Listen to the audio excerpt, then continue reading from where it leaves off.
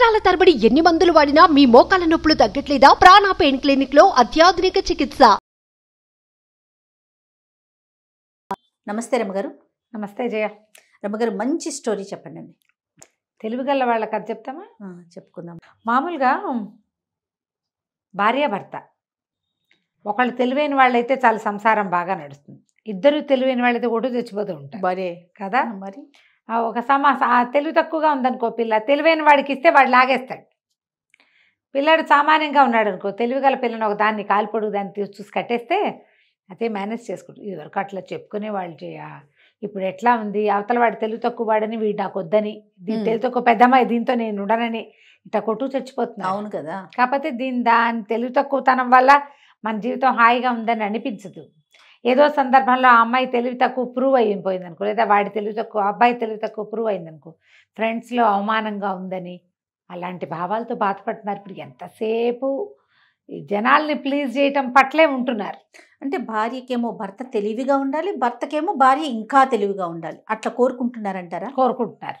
కొట్టు చచ్చిపోతున్నారు. అందుకేగా అతన్ని మించిన వాడు ఆచంట మల్లన్నని ఒకళ్ళని మించిన వాళ్ళు ఒకళ్ళయ్యి చివరి కొట్టు చచ్చి నువ్వు ఏకంటే నేను మేకని, ఏతంటే బ్రతని చివరికి కొట్టుకుంటున్నారు. అలాంటి ఒక కథ చెప్తాం. పూర్వం ఒక ఊళ్ళో ఓ భూషయ్య అని ఒక రైతు ఉండేవాడు. ఆయనకి లేక లేక ఒక కొడుకు ఉన్నాడు. ఈ చుట్టాల్లో చాలామంది తెలివిగల మగపిల్లల్ని చూసేవాడు ఆయన. ఈ భూషయ్య గారు కూడా చాలా తెలివైనవాడు. ఆయనకి ఏమనిపించేది, పిల్లాన్ని తెలివిగా పెంచాలి. ఎట్లా పెంచుతాం, వాడికి ఉండాలి కొంత, అంతేగాని ఆయన ఇలా భావించేవాడు.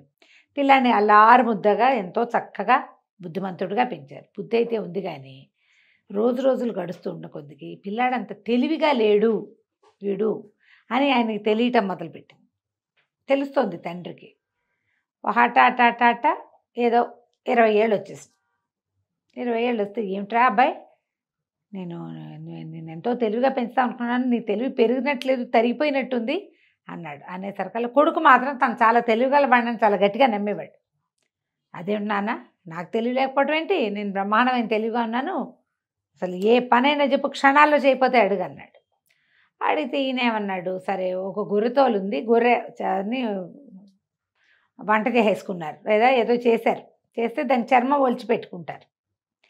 గొర్రె చర్మం ఉంది, దీన్ని తీసుకెళ్ళి బజార్లో అమ్మిరా, చూస్తాను నీ తెలివి అంటే. ఓ బ్రహ్మాండమైన రేటుకి అమ్ముతాను, ఎవ్వరూ అమ్మని రేటుకి అమ్మి చూపిస్తాను నాన్న నీకు అని గట్టిగా చెప్పాడు. చెప్పేసరికల్లా నాన్న అన్నాడు, ఓ గొర్రె తోలు ఇచ్చాను, ఎవడైనా అమ్ముతాడు, అదేమిటి గొప్ప, నువ్వు గొర్రె చర్మము తేవాలి, ఖరీదు తేవాలి, తేగలవా నువ్వు అన్నాడు.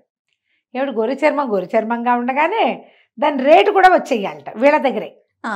చేయగలవా, అది తెలివి, చేయగలవా నువ్వు అన్నాడు. అనేసరికి కుర్రాడు అన్నాడు, హోష్ అదెంత పని, క్షణాల్లో చేసుకురాను, పొద్దునుంచి మధ్యాహ్నం అయ్యేసరికల్లా పొద్దుయ్యేదాకా నేను ఉండనానా, మధ్యాహ్నమే వచ్చేస్తాను, గొర్రె దీన్ని తోలి వెనక్కి తెచ్చేస్తా, రేటు పట్టుకొస్తా, చూడు నా ప్రతిభ అన్నాడు. ఓహో బాగానే ఉందనుకుని అమ్మ నాన్న పిల్లని కాస్త సరదాగా ముద్దు చేసి పొద్దున్నే గొర్రె చర్మం ఇచ్చి పంపించారు.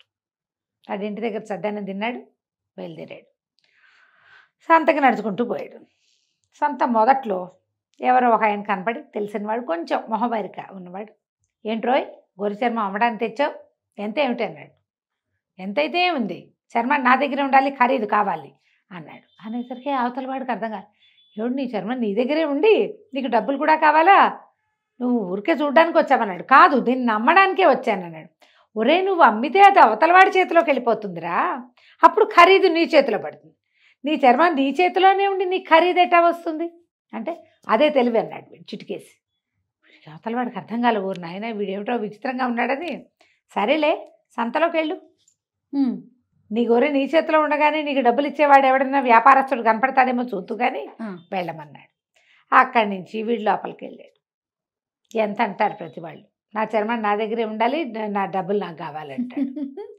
మధ్యాహ్నం దాకా తిరిగాడు, అందరూ వీడు వెర్రి వెధవని ఎవరు వీడి జోలికి రాలేదు. అయితే ఏమైంది, ఆ గొర్రె చర్మం సంకలో పెట్టుకుని తిరుగుతున్నాడు. కాళ్ళు నొప్పులు పుట్టేస్తున్నాయి. సరే ఒక విప్ర వినోది ఒక ఆయన ఒక ఇది చేస్తున్నాడు, ఇంద్రజాలం చేస్తున్నాడు. విప్ర వినోదులు అనేది ఒక జాతి, విప్ర వినోదులు అంటారు వీళ్ళని. ఇంద్రజాలం గారడి వాళ్ళు, ఈ మామూలు లోకల్ గారడి కాకుండా బ్రాహ్మలు ఉండేవాళ్ళట. ఇందులో ప్రత్యేకమైన గారడి చేయగలిగే వాళ్ళు, ఎన్నో సృష్టించగలరు, కనికట్టు మన కంటి ముందు వాళ్ళు. మనం ఇలాంటి ఒక కథ కూడా చెప్పుకున్నాం. కానీ ఏముండదు అక్కడ, కానీ కనికట్టు కనికట్టు చేసేస్తారు. అయితే ఏమైంది, ఆయన ఏదో గారెడి చేస్తున్నాడు. ఈ కుర్రాన్ని చూసి, ఏరా అబ్బాయి నీ జేబులో నీ చంకలోది గొర్రె చర్మమేనా, ఇడితే దీన్ని ఏం చేస్తానో చూడంటే ఇచ్చాడు. ఇచ్చేసరికి ఆయన ఏం చేశాడు, ఆ గొర్రె చర్మాన్ని ఇట్ట చుట్ట జుట్టు ఉంది కాదు చంకలో పెట్టుకున్నాడు. దాన్ని ఇట్ట నిలబెట్టాడు. నిలబెట్టి తన పైన ఉన్న ఉత్తరీయం తీసి దాని మీద కప్పాడు. హ్రీం హోం ఫట్ అన్నాడు. అయింది. ఆ ఉత్తరీయం తీసాడు. తీయగానే అంత మామిడి చెట్టు వచ్చింది అక్కడ. దానికి ఒక కాయ కూడా ఉంది. గొర్రె చర్మం పోయింది. జనాలంతా చప్పట్లు కొట్టారు. తల ఒక పావలా ఇచ్చారు. కొంతమంది దండం పెట్టారు. కుర్రాడు కూడా సరదాగా వచ్చింది. అబ్బా భలే చేశాడు, ఇంచక్క మామిడి చెట్టు అయిపోయింది, దానికి కాయ కూడా ఉంది, బుజ్జికాయ అని సంతోషించాడు. అందరూ వెళ్ళిపోయారు. వీడు ఒకడు నుంచున్నాడు అక్కడ. ఎవరు లేరు. గొర్రె చర్మం ఏది ఇప్పుడు, ఏమమ్మీ ఏం ఖరీదు పట్టుకెళ్ళాలి తాను. ఇంతలో ఆకలి కూడా వేసేస్తుంది. 3 అయిపోయింది, 3 దాటిపోతుంది. ఆకలి ఇస్తుంది, ఏం చేయను. అటు ఇటు చూసి ఆ విపర్ వినోద్ కూడా మాయమైపోయాడు. ఇప్పుడు ఆయన అక్కడ ఉంటే, ఏమండి నా గొర్రె చర్మం నాకు ఇప్పించండి అని అడగచ్చు. ఆయన లేకపోతే వీడెవడిని అడుగుతాడు. ఇక అటు ఇటు చూశాడు, దిక్కులు చూశాడు, ఏ పక్కకు చూసినా అతను కనపడలేదు. సరే ఆకలి ప్రాణం పోతుంది. ఈ చెట్టుకున్న మామిడికాయ కొంచెం దూరగా ఉంది, పలకమారింది. ఆ కాయ అయినా తిందామని దాన్ని ఇట్ట పుచ్చుకున్నాడు. పుచ్చుకోగానే గొర్రె చర్మం చేతిలోకి వచ్చింది. వీడు ముట్టుకునేసరికి మారిపోయింది. ముట్టుకోకముందే కనికట్టు, ముట్టుకుంటే ఏముండదు.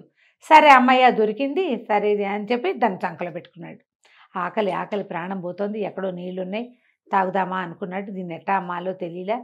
ఇక సంతలో నుంచి జనాలంతా 4 అవుతుంటే వెళ్ళిపోవటం మొదలెట్టారు. దూర ప్రాంతాల వాళ్ళు ఉంటారుగా, తాను అమ్మలేనని అర్థమైపోయింది.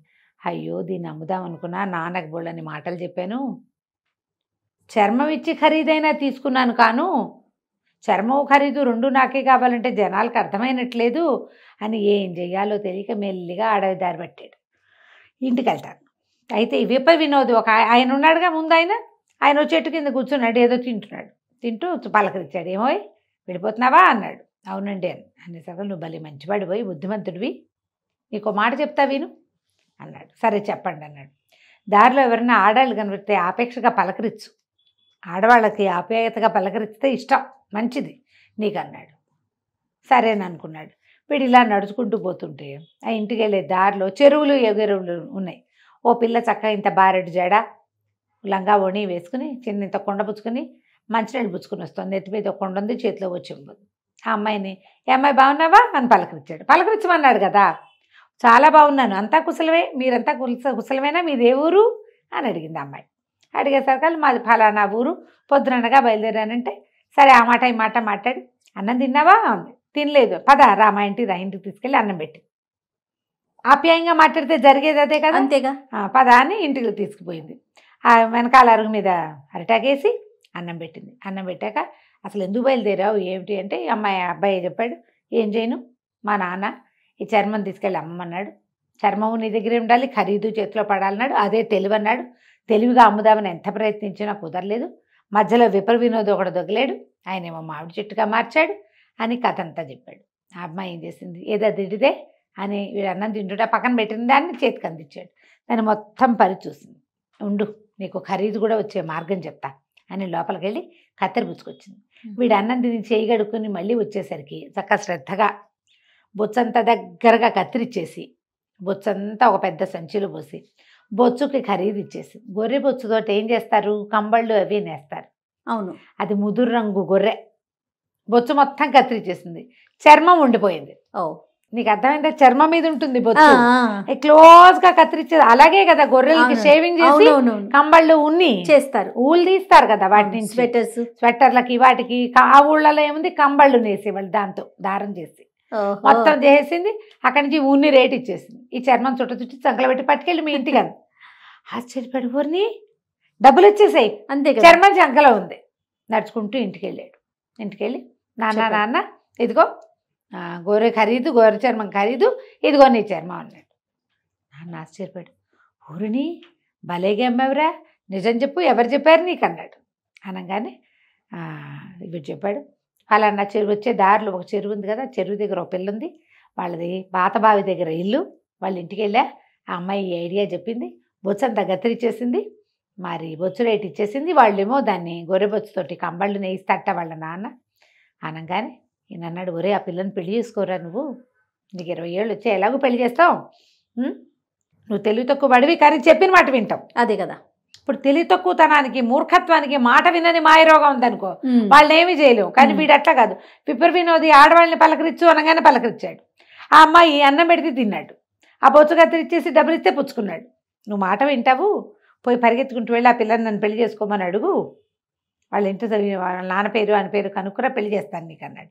వీళ్ళకి అంతే ఇక ఆ డబ్బులు నాన్న చేతిలో పెట్టి ఒకటే పరుగు ఆ ఊరు పరిగెత్తుకుంటూ వెళ్ళిపోయి ఆ పిల్లని అడిగాడు, నన్ను పెళ్లి చేసుకుంటావా అని.